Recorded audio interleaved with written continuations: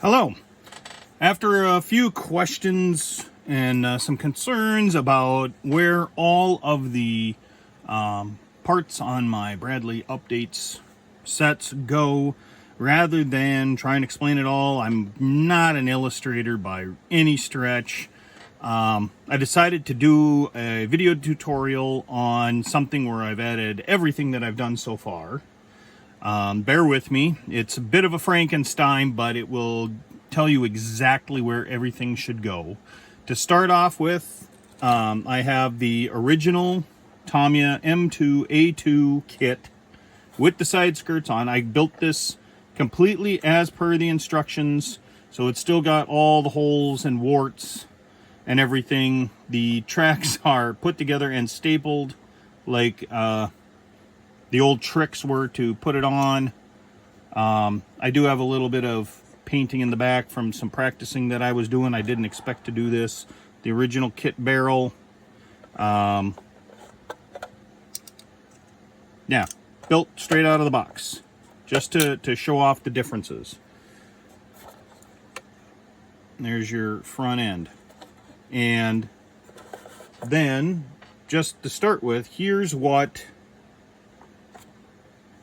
it looks like side by side with the improvements for the M2A2 Bradley. Now, to be fair, when I started doing these improvements on this Bradley, my aim was to update the Tamiya M2A2 kit to something that would be seen in Ukraine.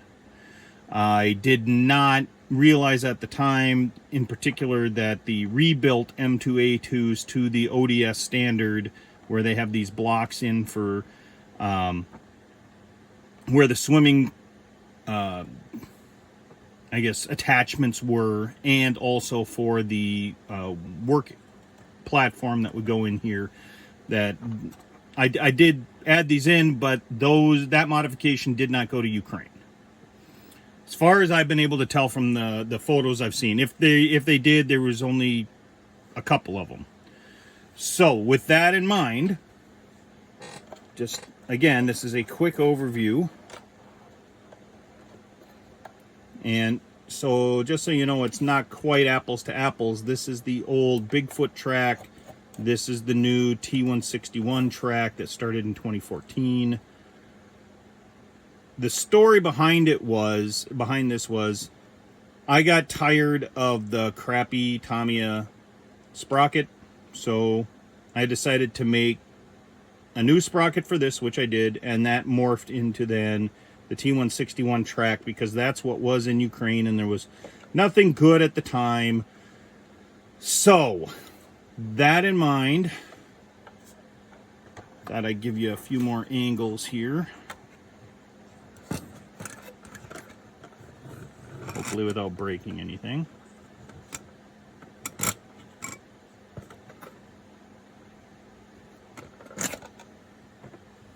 Alright.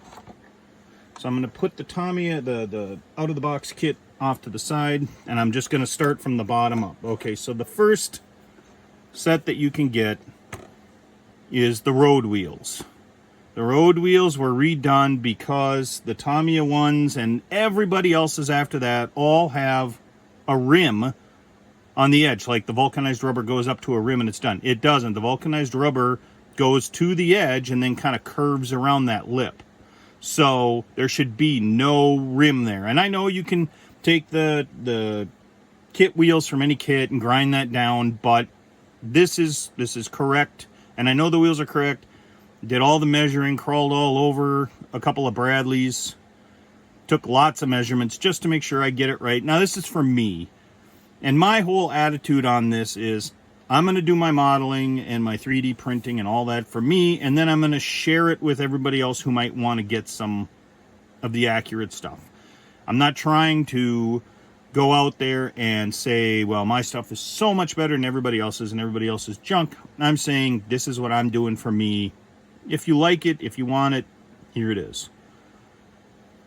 In that case, the idler was also redone just to make it a little bit better. Same thing with the return rollers. Do they really need to be replaced? On the Tamiya kit, It depends on how much you care. The shock absorbers were added in not because I'm fixing the road wheel arms. As you can see here, those are the original Tamiya molded onto the lower hull, just to give it the appearance that they're there. More than that, you'll want a different kit. I like how well Tamiya kits build, and that's why I'm going through the work to do this. And then the T161 track, which is the new track that the U.S. Army started fielding in 2014. And this track is on the MLRS, this track is on all the Bradleys that they have now, and this track is on the M109s. And as old stock is being depleted of the Bigfoot track, this is being added. I do not believe the T161 track was added to the AAVTP7 with the Rams suspension before it was retired. I think that still retained all of the Bigfoot track. So it's only 3 vehicles that this will essentially go with for the track. I do have, and it's a bit hard to see, the new sprocket, and these sprockets also have the raised band on the inside for the correct sprocket for the T161 tracks. It's been a journey trying to get that accurate. I have the new final drive assemblies, and they have the setup in there to plug the holes. You can kind of see where the putty is in the back and all that. Plug the holes in the Tamiya kit. Even though it's all hidden behind the side skirt in the end, I think that gives it a better look. But at the same time, I still have, at least up here, the motorization hole because I don't care. And I don't have the anti-mine armor on the bottom of my kit. At this point in time, I would replicate that with a sheet of plastic, but this was meant to show off the Tamiya kit out of the box with my parts on it, not a fully accurate one. Why am I not doing the anti-mine sheet? Because it's a big flat piece of nothing that honestly a sheet of plastic would do better for anyway. Working my way around just so you can see it all again. This side is the same way. All the holes in the back are filled in. And I made a new idler mount because it was a post on the Tamiya kit. And a lot of the other kits, well, I'd say every other kit pretty much has it wrong or oversimplified. Mine is not 100% perfect either, just because of the physics of life and how I ram all the parts in there. And also you can see I've had this going around to a few places and running around because my track is loose there. I'll have to glue that back on. And then at the back, Tamiya did not have these 2 mounts here. Oh, and by the way, the idler mounts on my kit are made to be off-center. They're not opposite each other. So one will be set up to only work in the corner on the driver's side, left-hand side, and the other one you have to kind of eyeball it forward. So the tracks, you'll notice from here back to here, this is 1 link longer than this link. Or this side. Mounts on the bottom. Right here for the door, this is redone more accurately. And the rear lights are a lot more accurate compared to what Tamiya offered. This has not been changed. There is a good article on Armorama on how to make an adjustment here on the kit so that you can see the spaced armor in the back and make that look better. I thought that little modification that can be done to the plastic was much better than doing anything with 3D printing. The tie downs, the footman's loops that come, there are 2 distinct sizes on the vehicle, at least the one that I crawled around on.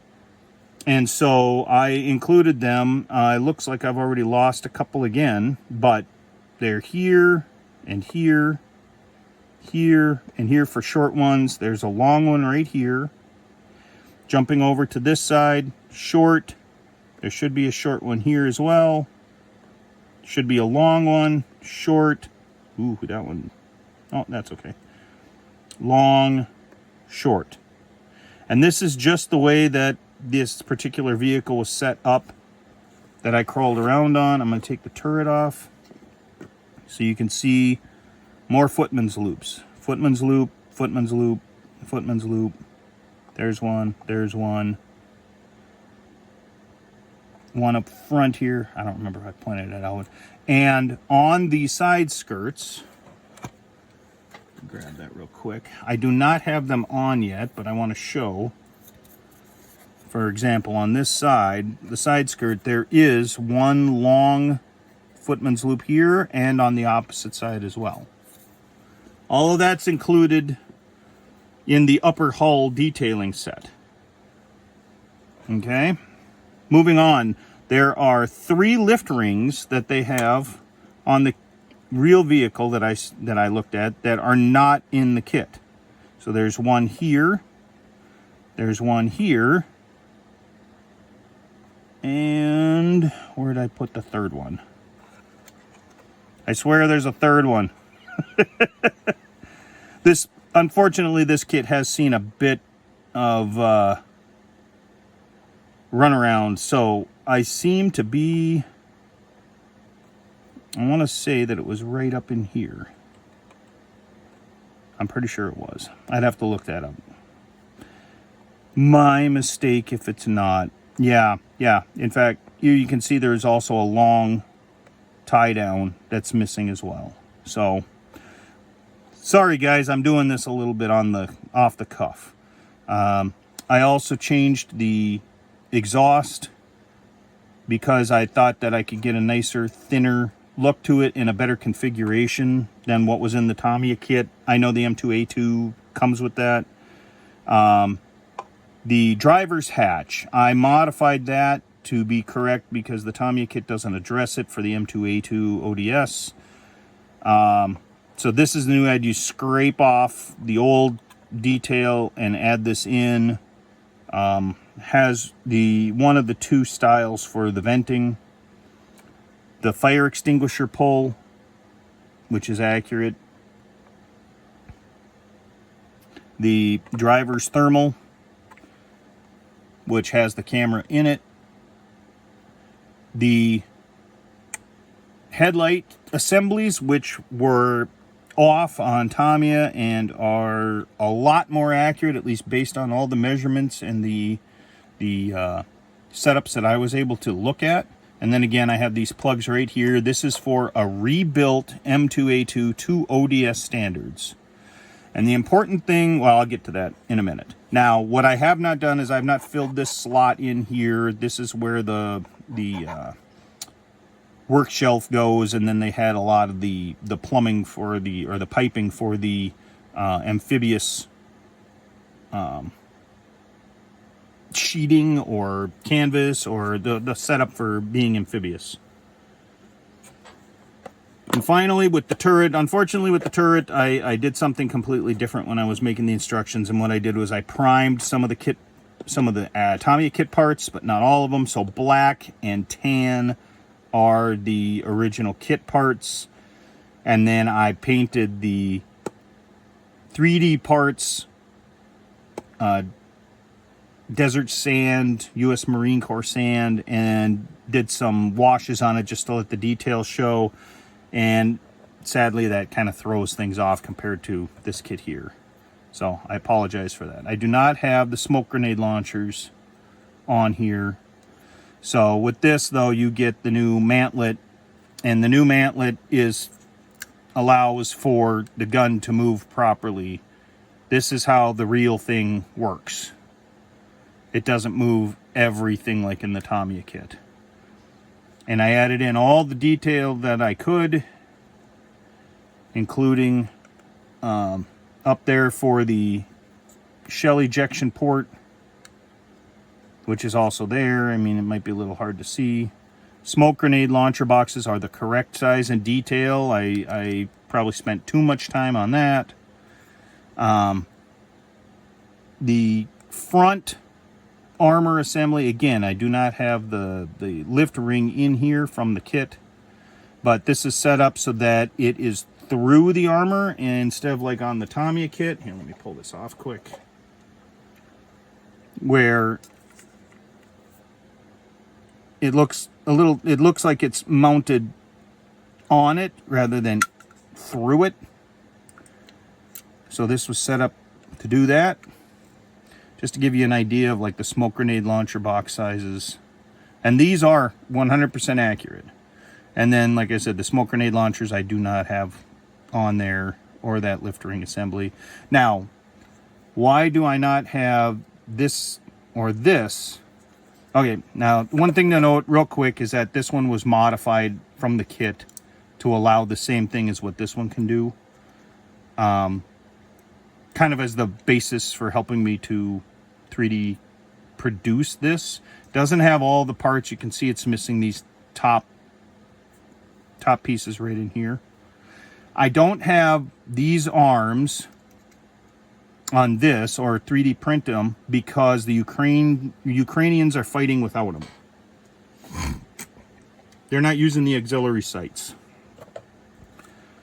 which means that this hole is going to have to be this hole is going to have to be dealt with. Again, this was thrown together just to show the parts off, not to show a completely built kit. Apologize for that. The side armor, instead of it being in the Tamiya kit where it's flat and it has a little square, it comes down like this and it's the right thickness. The gunner's hatch, which is the thick hatch right here. The signal flags, I think, came out pretty well. It should be just these thin tubes. It kind of is mounted in a lot of different places depending on the Bradley. I put it in the place where I'd seen it most often for the Ukrainian vehicles. There are also new lift ring attachments for the doghouse itself. I made a new back for the doghouse and a new front. These are the newest, or at least most current doghouse doors for an M2A2 ODS late model. Again, lift rings. They changed where this box is from the back to the side.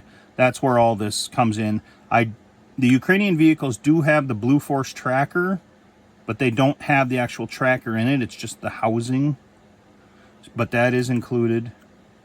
These are rain, diverters. I'm not 100% sure. That's what I've been told they were. Lift ring in the back where it should be. Brand new bustle with the proper tie downs in the right spot, the proper holes, all hole drilled out. The mount that goes between the bustle and the radio mast back here, and then all new, correctly sized and shaped ammo holders for the back. Just to give you an idea of what it all looks like. There it is underneath. It hasn't been painted, just primed. And this is still the kit barrel. You should be able to put any aftermarket barrel that would replace the Tamiya barrel in there. All of this now is done. So now I also have included a whole bunch of footman's loops with the turret detail set that would go in here in the back, but I didn't include them because I have seen so many different arrangements as to how those loops are put on the turret. I don't know if there isn't a standard or if it's something that's done at unit maintenance or division maintenance or what level it would be at. But I've seen at least a half a dozen different configurations for the footman's loops on an M2A2. Now, the big thing about the M2A2s, the ODS package, is when it came out, they changed the production line. So you were getting brand new M2A2s without all the amphibious gear. So when you look at it, they changed the front armor. So this is one solid piece. There are no notches in there at all. The configurations of the bolts is a little different.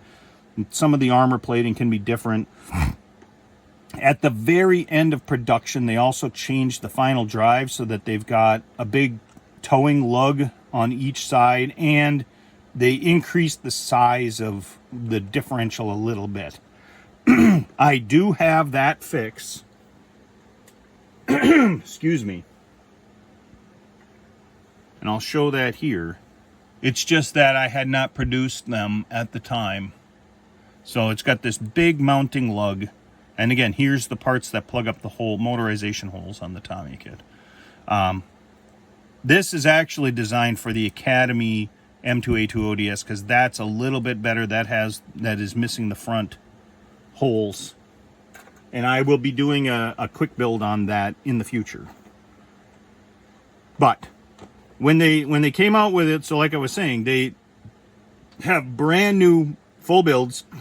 Comes completely the way that the ODS upgrade should be on the brand new builds, but they also issued a bulletin for all of the upgrades that needed to be done to older M2A2s to bring it up to the ODS standard. However, not all of those upgrades were ever done on every vehicle. Literally some vehicles will have one thing changed, and it can be a random one thing. It could be that they changed the exhaust, or they changed the driver's hatch spring and assembly, or they put the driver's thermal viewer on, or added a thick gunner's hatch. Now, I've seen a spattering of upgrades.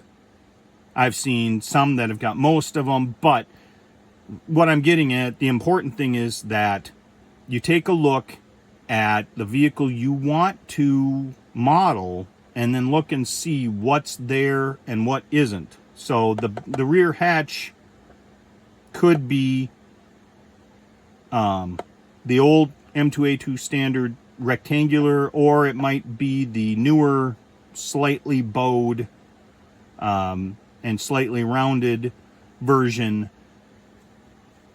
I've seen both.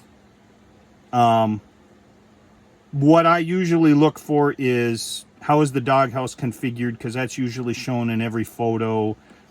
The exhaust, the driver's hatch. Is there a place for the thermal unit even if it isn't on there? Those are kind of the big ones for me. And I've seen Bradley M2A2s with minimal changes and the T161 tracks on it. So it can be a real mess. I mean, you don't have to get everything in a package to get it right. However, this vehicle as it stands right now, this model right here, except for these things in front and then the few things that I told you that I need to change, filling the hole in here, smoke grenade launchers, lift rings. I got to go back and check what's missing or broken off from running around and taking this so many different places.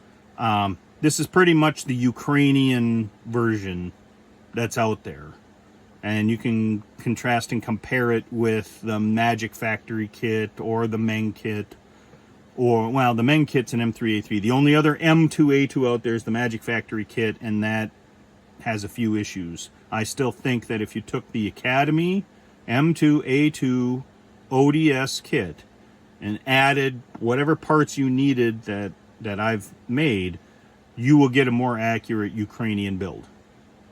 And that covers where all the little parts go that are included in the kit.